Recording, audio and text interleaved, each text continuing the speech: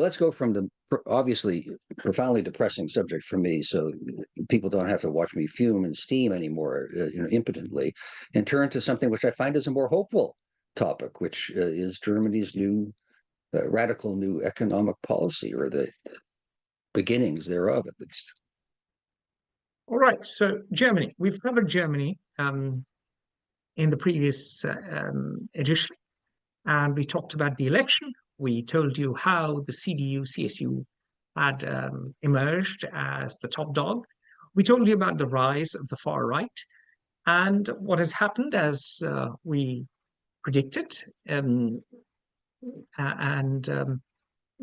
which was almost inevitable, because obviously the CDU-CSU combination, the Christian Democratic Union, wasn't going to ally with Allianz für Deutschland, the Alliance for Germany.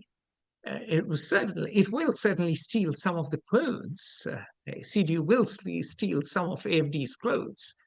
But the CDU has got into bed with the SPD yet again. They got into bed during Angela Merkel's time. It's not something new. They have an old marriage. They bicker, they spat, they break up, and then they get back again. So, hey ho, there you go.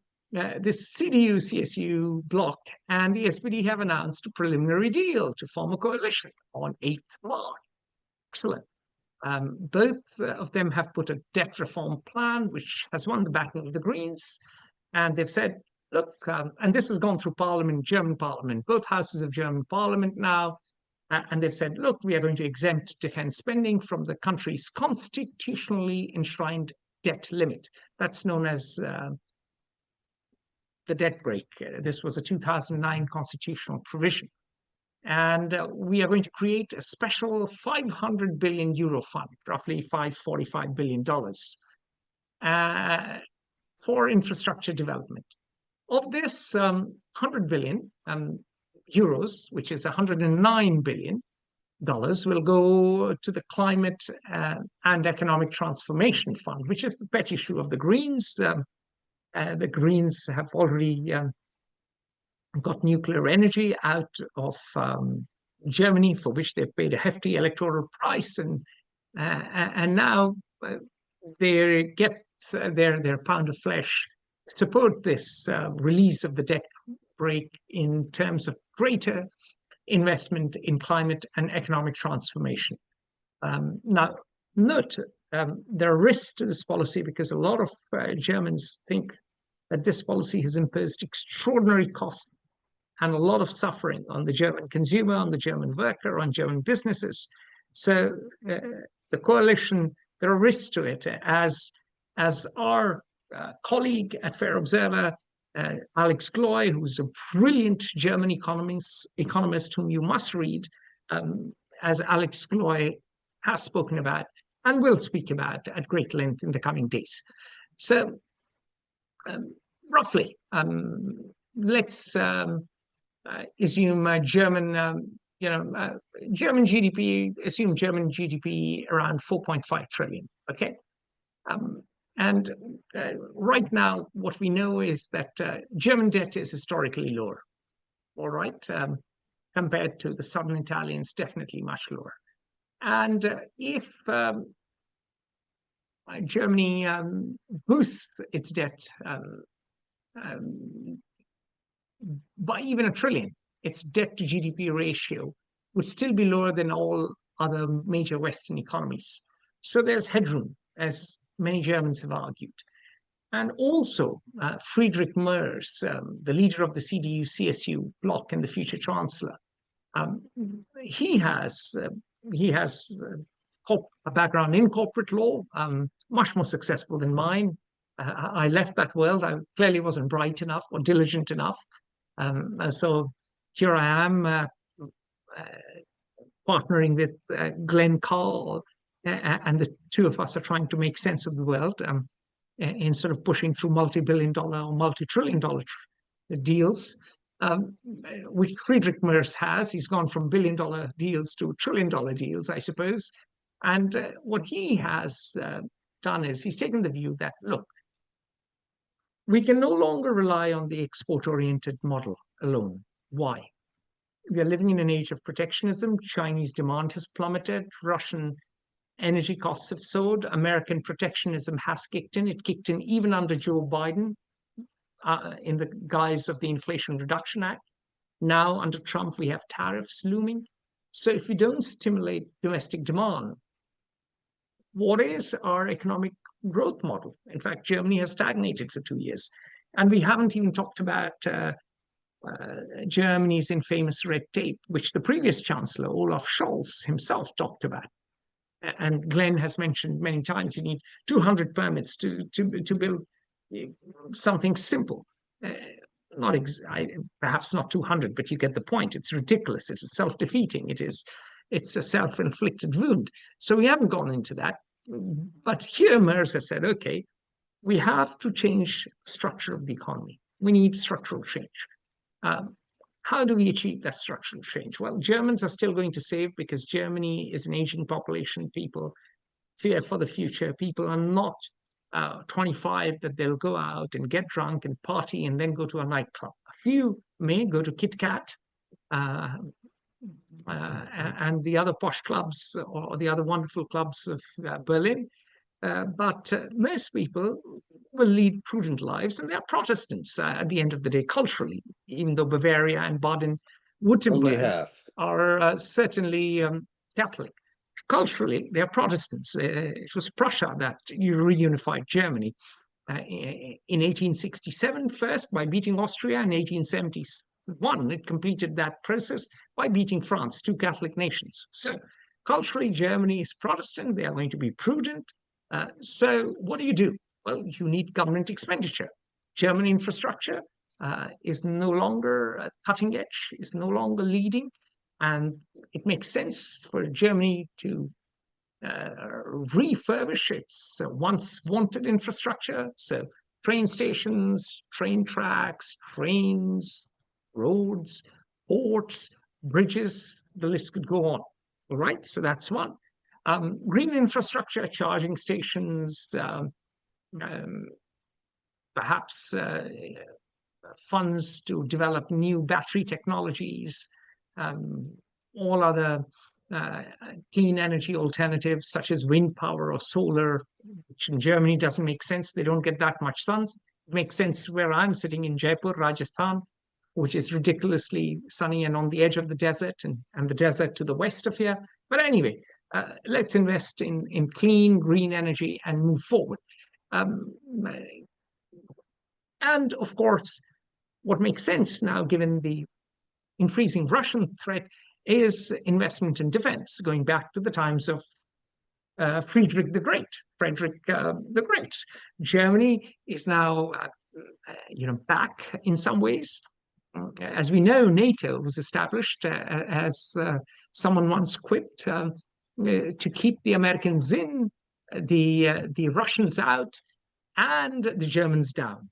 And now, of course, with Trump threatening to pull the US out of NATO, or at least putting pressure on NATO, threatening to take Greenland away from Denmark, which is an ally, taking over Panama, that's already done, maybe having Canada as the 51st state, or maybe 51st, 52nd, 53rd, whatever states, and so on and so forth. Germany is having a bout of extreme nervousness, and Germany thinks, hang on a minute, we have Trump-led US on one side, and we have Vladimir Putin, a German-speaking former KGB colonel, very close, just across the border, not across the border, just after Poland, all right?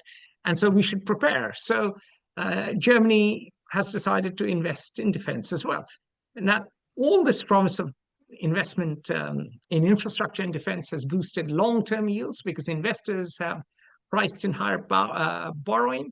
On March 5, German yields jumped by 0.3 percentage points, the largest single-day rise in almost 30 years. Even the euro surged, all right? Mind you, the dollar has dropped. The euro has surged. That's a new thing.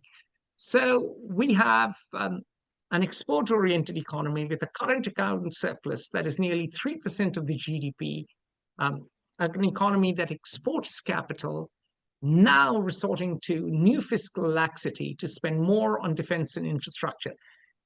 Some people are calling it the beginning of a new European growth model because it shows that Germany is willing to take risks finally. However, there are risks to this risk-taking. Let's say if the Germans lose fiscal discipline, then what happens?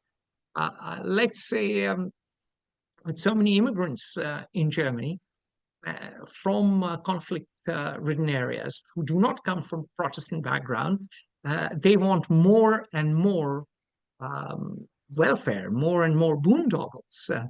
And then politicians start promising them the boon. Then Germany could very easily turn to the Italian growth model, which is not much of a growth model, ladies and gentlemen. And of course, then the risk of AfD coming to power, just as Giorgia Meloni has come to power twice. And remember, Merz has broken his campaign promise. He said he wouldn't release the debt brake. He said he wouldn't increase spending. He promised basically a steady hand on the tiller, and instead this corporate lawyer who is not terribly charismatic, in keeping with the German tradition of having dull leaders. They've still not forgotten Adolf Hitler. The ghost of Adolf dances in German nightmares every night. So this dull chap has taken a rather radical decision, and one of the big risks are that German voters are not in a mood to fight Russia. Neither the AfD, which got or 20.8% of the vote, if I remember correctly, and the left and parties on the far left, one of which nearly got 5% of the vote, 4.97% of the vote. And if you add up the votes, well, most people voted for some kind of stability. There's no mood amongst amongst German voters to take on Russia. And if you have increased spending, then you have the risk of inflation, which is exacerbated by US President Donald Trump's protectionism. And if the economy was eventually to turn south, thanks to inflation, thanks to spending, thanks to loss of fiscal discipline, thanks to a new political populism, then this shedding of post-war German debt aversion, which will certainly boost animal spirits in Germany and in Europe in the short run, and will create growth, create export opportunities for foreign firms, which can now sell more to Germany. It could lead to risks in the long term and threaten the entire European economy. So yes, as of now, the relaxation of stringent borrowing laws will release a new burst of growth, but it has risk. The coalition could collapse. It has risk of creating longer term problems, and it could presage the rise of the AfD, which can say, look, none of the politicians you voted for kept their promise. Over to you, Glenn. Well, someone said, I can't remember who this sage was, that the consistency is the hobgoblin of little minds. And then, in keeping with today's reverence, your and my reverence today for John Maynard Keynes, he was asked one time why he had changed his position on a certain economic point. And he said, I don't know about you, sir, but when circumstances change, I change my mind. What about you? So what's changed, and why is Germany possibly at this significant turning point? The big change is what's happened in Ukraine and what's happened in the Oval Office, and thus to the American relationship with Europe. The structural problems that Germany has slowly not been able to address successfully is demographic. fewer workers per pensioner, cultural and demographic, again, with a need for workers and a dramatic increase in the number of immigrants to Germany, in particular, as you alluded to, from a different civilization and religion, which creates social tensions, and then from Vladimir Putin's consistent efforts with continuing success over 20 years to reconstitute the Russian Imperium in what Russians call the near abroad, and we all call the Central European states. So the leaders of Germany are struggling with all of these things, and nothing, to quote another great mind, Samuel Johnson, who's in the English language quoted more frequently than anything except for the Bible. Samuel Johnson said, so I'm paraphrasing, nothing focuses the mind like the hangman's noose. And with Germany confronting conceivably, literally existential issues, but certainly civilization changing tensions, there's a possibility that the German leaders, currently the new chancellor, will be obliged to and able to rise to the occasion with fundamental shifts in tax structure, regulatory framework, and allocation of resources. The 500 billion euro increase on defense can be very stimulatory, whatever the word is. If coupled with some regulatory issues, deregulation, it could be an historic moment that we are living. However, a lot of these problems have been known, and German leaders have struggled to address them for decades already.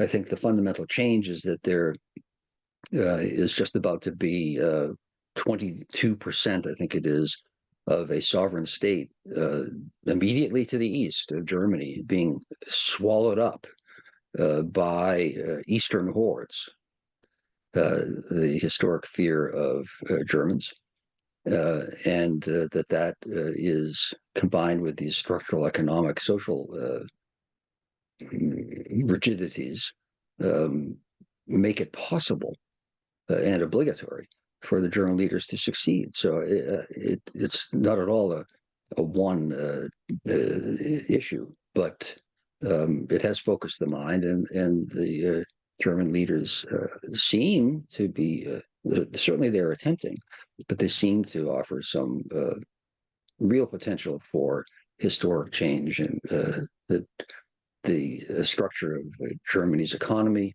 society, and thus of Europe, because Germany is the key to Europe. Join the conversation at Fair Observer and subscribe to our YouTube channel.